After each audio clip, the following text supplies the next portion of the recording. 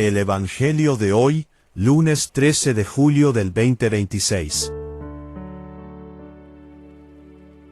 Primera lectura. Lectura del libro de Isaías. Oíd la palabra del Señor, príncipes de Sodoma. Escucha la enseñanza de nuestro Dios, pueblo de Gomorra. ¿Qué me importa la abundancia de vuestros sacrificios?, dice el Señor. Estoy harto de holocaustos de carneros, de grasa de cebones. La sangre de toros, corderos y chivos no me agrada. Cuando venís a visitarme, ¿quién pide algo de vuestras manos, para que vengáis a pisar mis atrios? No me traigáis más inútiles ofrendas, son para mí como incienso execrable. Novilunios, sábados y reuniones sagradas, no soporto iniquidad y solemne asamblea. Vuestros novilunios y solemnidades los detesto. Se me han vuelto una carga que no soporto más. Cuando extendéis las manos, me cubro los ojos. Aunque multipliquéis las plegarias, no os escucharé. Vuestras manos están llenas de sangre. Lavaos, purificaos, apartad de mi vista vuestras malas acciones. Dejad de hacer el mal, aprended a hacer el bien. Buscad la justicia, socorred al oprimido, proteged el derecho del huérfano, defended a la viuda. Palabra de Dios. Te alabamos, Señor.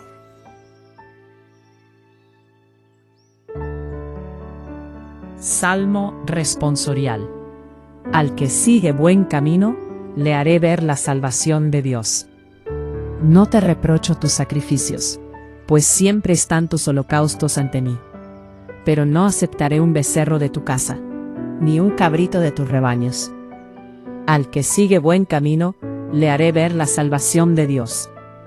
¿Por qué recitas mis preceptos, y tienes siempre en la boca mi alianza?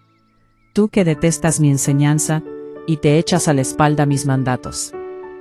Al que sigue buen camino, le haré ver la salvación de Dios. Esto haces, ¿y me voy a callar? ¿Crees que soy como tú? Te acusaré, te lo echaré en cara. El que me ofrece acción de gracias, ese me honra. Al que sigue buen camino, le haré ver la salvación de Dios. Al que sigue buen camino, le haré ver la salvación de Dios. Lectura del Santo Evangelio según San Mateo. En aquel tiempo, dijo Jesús a sus apóstoles: No penséis que he venido a la tierra a sembrar paz. No he venido a sembrar paz, sino espada.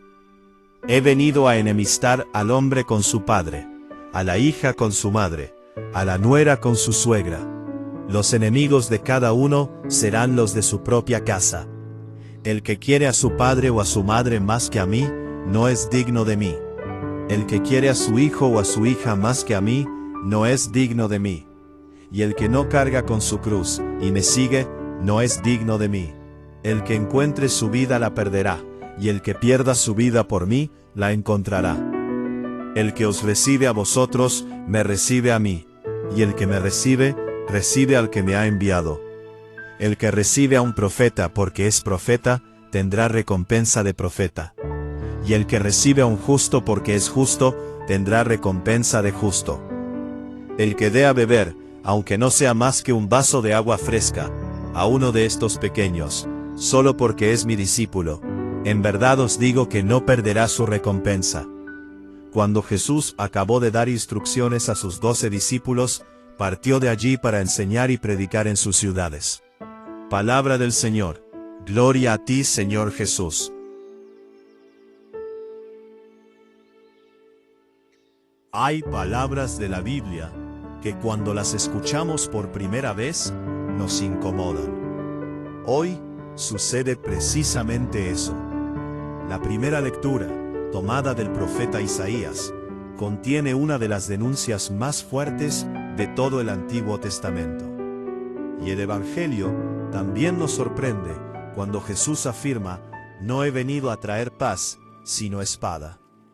Si leemos estos textos superficialmente, podríamos pensar que Dios está enojado, o que Jesús viene a provocar divisiones. Sin embargo, cuando profundizamos en ellos, descubrimos un mensaje de enorme actualidad. Dios quiere transformar nuestro corazón, no simplemente nuestras costumbres religiosas. Isaías habla en nombre de Dios a un pueblo que seguía asistiendo al templo, ofreciendo sacrificios y celebrando las fiestas religiosas. Desde fuera, parecía un pueblo creyente. Cumplían los ritos, pronunciaban las oraciones y realizaban las ceremonias. Pero Dios les dice algo sorprendente: estoy harto de vuestros sacrificios. ¿Cómo puede decir eso el mismo Dios que había mandado ofrecer esos sacrificios? La respuesta está en el resto del pasaje. El problema no eran los sacrificios, el problema era la incoherencia. Entraban al templo con las manos levantadas para orar, pero salían del templo explotando al pobre, olvidando al huérfano, abandonando a la viuda y cometiendo injusticias. Querían honrar a Dios con los labios, mientras el corazón estaba lejos de Él.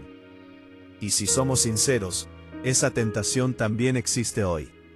Podemos asistir a misa todos los domingos, rezar el rosario diariamente, publicar frases cristianas en las redes sociales, y al mismo tiempo, vivir con resentimiento, hablar mal de los demás, tratar con desprecio a nuestra familia, ser deshonestos en el trabajo, o cerrar los ojos ante quien necesita ayuda. Podemos dar la impresión de ser muy religiosos, mientras nuestro corazón permanece sin convertirse. Por eso Dios dice: lavaos, purificaos, dejad de hacer el mal, aprended a hacer el bien, buscad la justicia. Es una invitación a una fe que transforme toda la vida. La verdadera adoración no termina cuando acaba la celebración. Comienza cuando salimos del templo y vivimos el Evangelio en la calle, en la casa, en el trabajo y en nuestras decisiones diarias. El Evangelio continúa esta misma enseñanza desde otra perspectiva. Jesús pronuncia unas palabras difíciles. No he venido a traer paz, sino espada. Jesús no está promoviendo la violencia. Él es el príncipe de la paz. La espada de la que habla es la decisión que divide la verdad del error, la luz de las tinieblas, el bien del mal. Seguir a Cristo implica tomar una decisión que muchas veces no será comprendida por todos. Hay familias donde uno decide volver a Dios y comienza a escuchar burlas. Hay jóvenes que desean vivir la castidad y son ridiculizados por sus amigos. Hay trabajadores que se niegan a participar en actos de corrupción y terminan siendo rechazados. Hay personas que dejan una vida de pecado y descubren que algunos de sus antiguos compañeros ya no quieren caminar con ellas. Jesús nos prepara para esa realidad. Ser cristiano no consiste simplemente en llevar una cruz al cuello. Consiste en cargar la cruz cada día. Significa permanecer fieles cuando seguir a Cristo tiene un costo. Por eso Jesús añade unas palabras aún más exigentes. El que ama a su padre o a su madre más que a mí, no es digno de mí. Jesús no está enseñando a despreciar la familia. Al contrario, Él nos enseñó a honrar a nuestros padres y a amar al prójimo. Lo que está diciendo es que nadie puede ocupar el lugar de Dios en nuestra vida. Cuando Cristo ocupa el primer lugar, aprendemos a amar mejor a nuestros padres, a nuestros hijos y a nuestro cónyuge.